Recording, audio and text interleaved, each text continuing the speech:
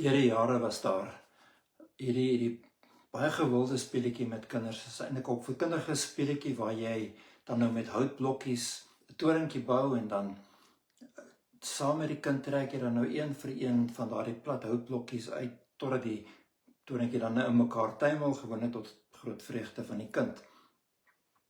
Maar daar's een ding en dit is, wanneer jy so 'n torentjie bou, die onderste een, daardie onderste paar blokkies is die fondament. Jy kan nie raak daaraan nie. As jy daar 'n blokkie gaan uittrek, dan tuimel daar die hele toring, sommer net daar in mekaar. Wanneer ons dink aan die opstanding van Jesus Christus, en hierdie is die dag wat die kerk deur die wêreld die opstanding van Jesus vier, en wanneer ons dink aan die waarheid van die opstanding van Jesus Christus, dan is dit soos daardie sentrale blokkie waarop die hele Christelike geloof gebou word. As 'n mens dit ontken, as jy dit wegneem, as jy 'n Jesus wil verkondig wat nie opgestaan het uit die dood nie, dan het jy eintlik niks, en dit jy 'n dooie, leë godsdiens. Dit is goed en wel om 'n Jesus te hê wat mooi dinge vir mense geleer het, om 'n Jesus te hê wat mooi dinge vir mense gedoen het, wat hulle genees het en vir hulle voorsien het. En ja, mens kan baie mooi dinge sê oor Jesus, en die wêreld sê baie mooi dinge oor Jesus. Maar as dit, en selfs as jy nou net sit met 'n Jesus wat 'n dooie Jesus is, 'n Jesus aan 'n kruis, 'n Jesus wat gesterf het en hy's dood, dan het jy eintlik nog steeds niks nie. As jy nie 'n lewende, opgestane Jesus Christus het nie, het jy eintlik geen geloof nie. En dis die groot waarheid wat die kerk verkondig het deur die eeue. Dis die waarheid wat gemaak het dat die Christendom bestaan. Dis gebou op die feit dat Jesus Christus opgestaan het uit die dood en dat hy leef.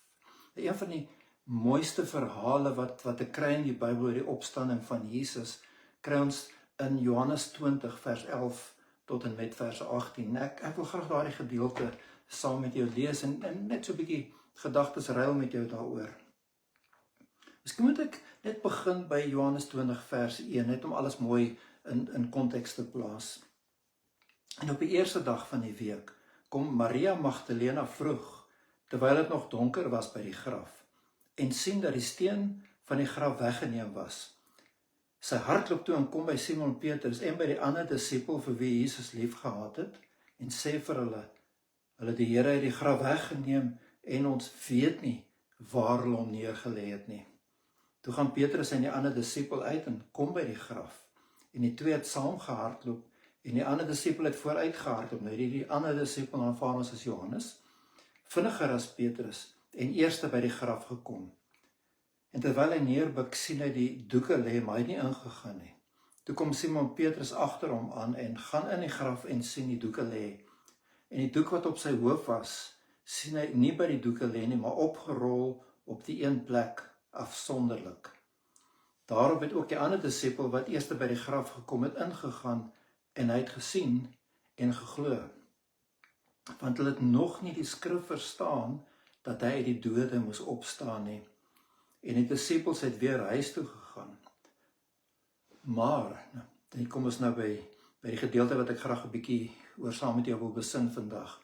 Maar Maria het buitekant by die graf gestaan en ween. En terwyl sy ween, buig sy na die graf toe en sien daar twee engele sit met wit klere aan, een by die hoof en een by die voete waar die liggaam van Jesus gelê het. En hulle sê vir haar, vrou, waarom ween jy? Sy antwoord hulle, omdat hulle my Here weggeneem het en ek weet nie waar hulle hom neergelê het nie. En toe sy dit gesê het, draai sy haar agtertoe en sien Jesus staan, en sy het nie geweet dat dit Jesus was nie. Jesus sê vir haar, vrou, waarom ween jy? Wie soek jy? Sy het gedink dat dit die tuinier was, en sy antwoord hom, meneer, as u hom weggedra het, sê vir my waar u hom neergelê het en ek sal hom wegneem. Jesus sê vir haar, Maria. Sy draai haar om en sê vir hom, Rabboni, dit beteken meester. Jesus sê vir haar, raak my nie aan nie, want ek het nog nie opgevaar na my Vader nie, Maar gaan na my broeders en sê vir hulle, ek vaar op na my Vader en julle Vader, en my God en julle God. Maria Magdalene het aan die disippels gaan vertel dat sy die Here gesien het en dat hy dit vir haar gesê het. Is dit nie so 'n pragtige verhaal nie, nee? Lieflik. Kom ons dink gou 'n bietjie saam daaroor. Die eerste mens aan wie Jesus verskyn na sy opstanding is 'n vrou. Dit beteken nou miskien vir ons nie veel nie. Maar net daardie feit verleen geweldige geloofwaardigheid aan hierdie storie. Jy sien, in die Bybelse tyd, 'n vrou het nie die waarde geag in die oë van die samelewing om byvoorbeeld eers in 'n hof 'n getuienis te kan aflewer nie. Sy's nie beskou as 'n getroue iemand wat 'n getuienis kan lewer nie. As mens nou mooi dink hieroor, weet as 'n klomp mense nou die evangelie vervals het, soos sommige mense graag wil glo, en jy skryf nou oor hierdie Jesus, sou jy begin met iets wat onmiddellik deur mense afgeskiet sou word? Sou jy begin met 'n storie van hierdie Jesus het verskyn aan die mees onbetroubare getuie wat daar kan wees? Weet dit maak nie sin nie. Dis wat 'n element van waarde, van waarheid aan hierdie verhaal gee. Dis rou en is opreg, en dit gaan oor Maria Magdalene. Want daar's baie stories oor Maria Magdalene, dat sy 'n prostituut was en so en dis nie wat die Bybel van haar sê nie. Al wat die Bybel vir ons leer is hierdie vrou was besete gewees met demone, en Jesus het haar bevry van hierdie demone. Sy het 'n getuienis gehad van hoe Jesus haar lewe verander het, en sy het hierdie liefde gehad vir Jesus. Dis wat ons weet van haar, en Jesus verskyn eerste aan haar. In die oë van ander mense nie 'n goeie getuie nie, nee. Maar Jesus openbaar homself heel eerste aan haar. Nou, jy weet, sy staan daar so, sy so hartseer. En na hierdie ontmoeting wat sy gehad het, jy weet, dis asof alles net anders is. Sy daar, nou lees ons daar in vers 11, sy het gestaan en huil, sy het geween. Nou geween klink amper mooi, en dit is verfyn, maar eintlik wat die oorspronklike Griekse woord vir ons sê, is sy het geruk van smart. Sy's in diepe rou toe sy daar by die graf staan. En terwyl sy so besig is om 'n hart uit te huil oor Jesus wat dood is, want dis al wat sy verstaan, is hy's nie in die graf nie. Sy liggaam is weg, hy moes dood en hulle moes die liggaam gesteel het, op 'n ander plek iets gaan doen het daarmee. En in haar droefheid buig sy af om weer in die graf te kyk, en sy sien 2 engele daarso. En hulle vra vir vrou, waarom huil jy? En Maria antwoord hulle, die Here, my Here, weggeneem, en ek weet nie waar hulle hom neergelê het nie. En dan draai sy om, sy word bewus van iemand agter haar, en sy draai om en sy dink sy het hy hier. Dis Jesus, maar sy herken hom nie. Hy vra, vrou, waarom huil jy? Wie soek jy? En dan kom sy en sy sê, meneer, as jy hom op 'n ander plek gesit het, sê vir my en ek sal sy liggaam gaan haal. Jy hoor net die liefde wat sy vir Jesus het en die seer wat sy het, maar dan deur haar trane, deur haar verdwaasdheid, hoor sy 'n stem, een woord, maar sy ken die stem so goed, Maria. Maria. En onmiddellik herken sy, daar's net een persoon wat so met haar gepraat het, en dis Jesus. Rabboni roep sy uit, en dis die Arameese woord wat beteken meester, rabbi, iemand wat 'n geestelike leier is met sy volgelinge. Onmiddellik weet sy, die stem wat sy hoor, is die stem van haar Jesus. Ons kan so onderbreek net gou eers die storie hierso. Wie soek jy, vir Jesus weet? Sy, in daardie stadium, soek nog 'n dooie Jesus. Sy soek 'n liggaam, dis weg, en dis hoekom sy so huil. As jy nie glo dat Jesus regtig leef nie, dan help dit nie eintlik jy glo enigiets oor Jesus Christus nie. As jy net 'n wyse man soek, wat help dit jou? Daar was baie ander wyse manne deur en wyse mense deur die jare.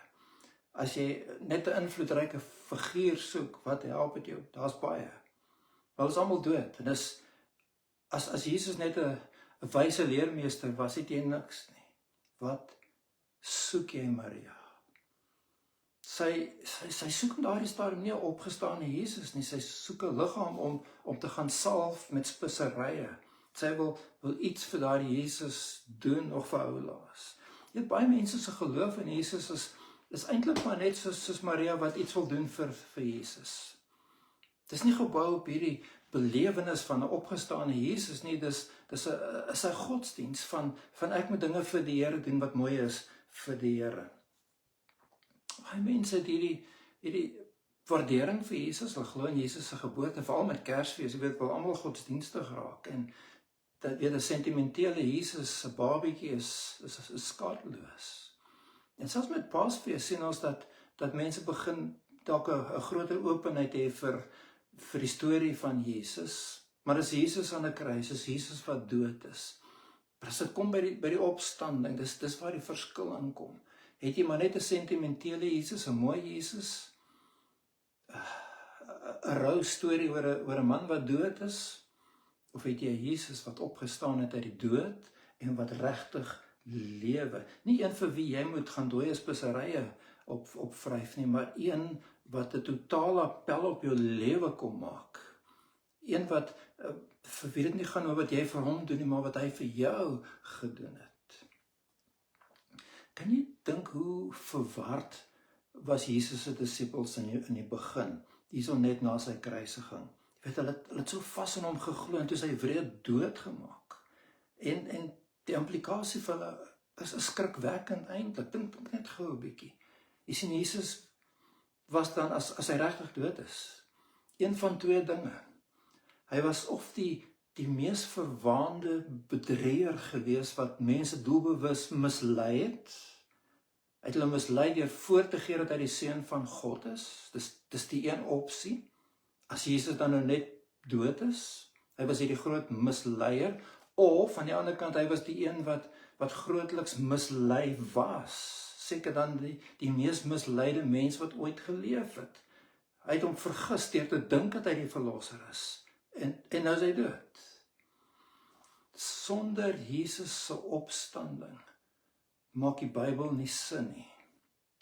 Jy sien, as ons nog steeds net glo in 'n Jesus wat dood is, hy het geleef en hy is dood, dan glo ons nog eintlik niks wat enigsins van waarde is. Nee, Paulus kom sê dit vir ons mooi in 1 Korintiërs 15 vers 14 daar, so hy kom en hy sê, en as Christus nie opgewek is nie, dan is ons prediking vergeefs en vergeefs ook julle geloof. Alles wat jy doen as iemand wat glo dan nou in 'n Jesus wat nie leef nie, al jou betrokkenheid by die kerk, al jou mooi dade wat jy doen vir alle mense, eintlik is dit alles, sê Paulus, te vergeefs. Dit is waardeloos. Vers 17, as Christus nie opgewek is nie, dan is julle geloof nutteloos, dan is julle nog in julle sondes, want weet, wat het help het, hy het gesterf vir jou sondes en hy leef nie. As julle nog in julle sondes, dan was hy nie verlosser nie. Dan is ook die wat in Christus ontslaap het, verlore. Dan oor almal wat dood is, en wat gedink het hulle is gered en daar's ewige lewe, dan as Jesus nie leef nie, dan bestaan niks van daai dinge nie, en hulle almal is verlore. As ons net vir hierdie lewe op Christus hoop, dan is ons die ellendigste van alle mense. En soos al baie mense wat vandag 'n geloof het in Jesus, en dit draai om hierdie lewe, alles wat Jesus vir hulle in hierdie lewe kan doen, maar glo hulle werklik waar, en glo jy werklik waar, dat Jesus opgestaan het uit die dood, en dat hy leef? Daar's een woord wat vir Maria tot die werklikheid toe ruk, en dis daardie woord, Maria. Sy weet, dis Jesus, en haar eerste reaksie is is so normaal, sy gryp hom vas. Sy maak soos wat mense so dikwels maak, as jy iemand sien vir die eerste keer na 'n lang ruk, jy gryp daardie persoon vas en jy hou daardie persoon vas. En nou sê Jesus vir iets baie interessants, moenie raak aan my nie, sê die ou vertaling. 'n meer akkurate vertaling sal wees, moenie aan my vasklou nie, so sê die New American Standard Bible, stop clinging to me. Jesus sê, moenie so styf vashou aan my nie. Jy sien, dinge is nou anders, en dis wat Jesus wil sê, ek is nie meer daardie Jesus, ek is nou die opgestane Here, dinge is anders, ek is nie die rabbi met sy volgelinge nie. Hy is klaar met die stofstrate van Galilea en Judea, hy sê, ek gaan opvaar na my Vader, ek is nou hierdie verheerlikte Here, hy gaan hom sy ereplek in te neem aan die regterhand van die Vader, en God het hom opgewek uit die dood en hom 'n naam gegee wat bo alle ander name is, sodat in die naam van Jesus Christus sal buig elke knie van die wat in die hemel en die aarde en onder die aarde is, en elke tong sal bely dat Jesus Christus die Here is. Dis 'n ander Jesus as wat sy geken het. Sy het die aardse Jesus geken, hy is nou die opgestane, verheerlikte Jesus. Jy kan nie vashou meer aan my as aardse mens nie, ek is nou die Here. En dan so mooi sê hy daar so in vers 17, wat sy nou moet gaan doen. Sy moet na die disippels toe gaan, en sy het 'n spesifieke woord, 'n spesifieke boodskap wat sy vir hulle moet gee. Ons gaan terughaal na Johannes 20, vers 17. Raak my nie aan nie vasklou aan my nie, want ek het nog nie opgevaar na my Vader nie, maar gaan na my broeders, die ander disippels, en sê vir hulle, ek vaar op na my Vader en na julle Vader, en my God en julle God. Daar's baie meer in daardie paar woorde as wat mense sommer net so vinnig dink, tensy jy begin besin daaroor. Ek vaar op na my Vader en julle Vader, my God en julle God. Jy sien, voor Jesus was dit ondenkbaar dat 'n Jood sou dink of praat oor God as sy persoonlike Vader. Die het dit net nie gedoen nie. Jode sou praat van God as die Vader van die volk, maar daardie persoonlike element het nie bestaan nie. Dis eers met Jesus Christus wat daardie persoonlike element kom, en Jesus kom en hy was die eerste wat gepraat het van God as sy Vader. En dan het hy gepraat en het 'n woord gebruik wat in Afrikaans, Abba, wat in Afrikaans vertaal kan word met papa, of Engels is daddy. Daddy is intiem, dis liefdevol, dis persoonlik. En dis met Jesus se opstanding wat dit moontlik word vir elke mens, enige mens, vir my en vir jou, om met God die Vader te kan in so 'n verhouding kom dat ons vir hom persoonlik kan sê, my Vader. Daar is my God en my Vader. Johannes 1 vers 12 sê, almal wat hom, Jesus, aangeneem het, aan hulle het hy mag gegee om kinders van God genoem te word. En in Johannes 3 vers 1 sê baie mooi, kyk wat 'n groot liefde die Vader aan ons bewys het, dat ons kinders van God genoem kan word, dat ons kinders van God kan wees. En dis deur die opstanding van Jesus Christus wat dit moontlik is. Dis omdat Jesus opgestaan het uit die dood, dat jy kind van God kan wees, en in jou hart kan weet, en daardie versekering kan hê. En dit maak dinge anders. Nie langer is jy net met godsdienstige dinge besig nie. Jy's besig in 'n verhouding met die lewende God.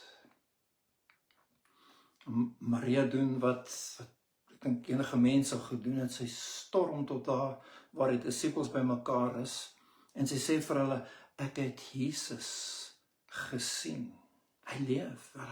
Daar so 'n opgewondenheid in haar hart, omdat sy weet, Jesus leef. Jy sien, dis die boodskap wat die vroeë kerk verkondig het. As jy Handelinge gaan lees, nou gaan jy al die verse hierso lees nie, maar jy kan dit self gaan doen. Handelinge 2 vers 32, Handelinge 3 vers 15, Handelinge 4 vers 10, 12 en 13, Handelinge 4 vers 33, Handelinge 5 vers 30 tot 31, Handelinge 10 vers 40 tot 42, Handelinge 13 vers 30, 32 en 34, en Handelinge 17 vers 31, gaan almal, dis die boodskap wat die kerk verkondig het, dat Jesus opgestaan het uit die dood. Die kerk het nie die reg om ander goed te verkondig as Jesus se opstanding nie sentraal is in wat ons leer nie. Dis wat die verskil maak. Dis die prediking van die opstanding van Jesus wat lewens verander. Sonder dit het die kerk niks om vir mense te gee wat van waarde is nie. Dis die boodskap wat lewens verander, dat sondaars tot bekering laat kom, wat siekes laat gesond word, wat maak dat die gees van God in mense kan kom, en dat God met krag in ons lewens kan kom werk. Dis die opstanding van Jesus wat die verskil maak. Dit is ook die een waarheid wat 'n mens moet bely om gered te word. Gaan julle saam met my na Romeine, die 10de hoofstuk. Dan Romeine 10 vanaf vers 9 en vers 10. Maar wat sê jy? Naby jou is die woord in jou mond en in jou hart. Dit is die woord van die geloof wat ons verkondig. As jy met jou mond die Here Jesus bely en met jou hart glo dat God hom uit die dode opgewek het, sal jy gered word. Want met die hart glo ons tot geregtigheid en met die mond bely ons tot redding. Met die hart glo ons tot geregtigheid, my saak met God word reggemaak deur wat ons glo, dat Jesus vir ons gesterf het. As jy met die mond bely ons tot redding, dis hoe dit vir ons 'n werklikheid word in ons lewe. Want die skrif sê elkeen wat in hom glo sal nie beskaam word nie. Jy sal nooit voor die Here gaan staan as 'n veroordeelde. Maar jy kan nou in hierdie lewe voor die Here kom en jy weet jy's vrygespreek van jou sonde deur Jesus Christus. Jy weet jy's 'n kind van God. Jy kan in die ewigheid voor God gaan staan. Eintlik is dit hierdie wonderlike troos wat ons het. Ek maak my oë hier toe en ek maak dit oop by Jesus.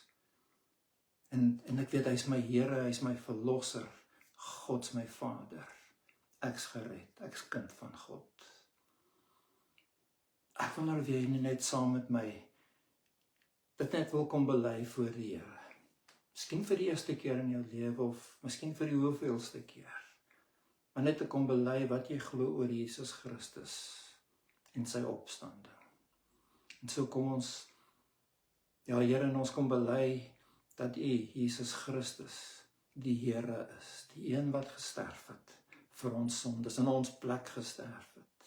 God wat kom mens word het, om vir ons redding te bewerk aan die kruis. Ons glo dit. En ons bely dit.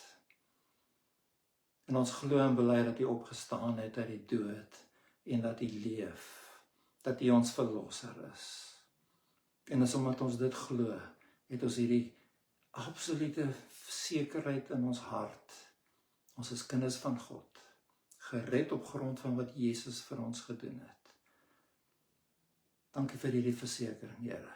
Wat 'n voorreg om kind van God genoem te kan word, kind van God te wees, om U, o Vader, in hierdie spesiale manier te kan ken, as ons Vader, die God wat naby ons is, om Jesus te kan ken, ons Here en ons Verlosser, die God wat vir ons kom sterf het, ons kom verklaar, dat Jesus Christus ons Verlosser is, die lewende Here, opgestaan uit die dood.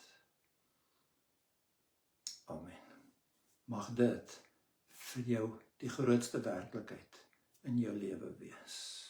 Dankie dat jy saam geluister het. Luister gerus ander boodskappe wat op ons YouTube kanaal is, Hoop Nogtans.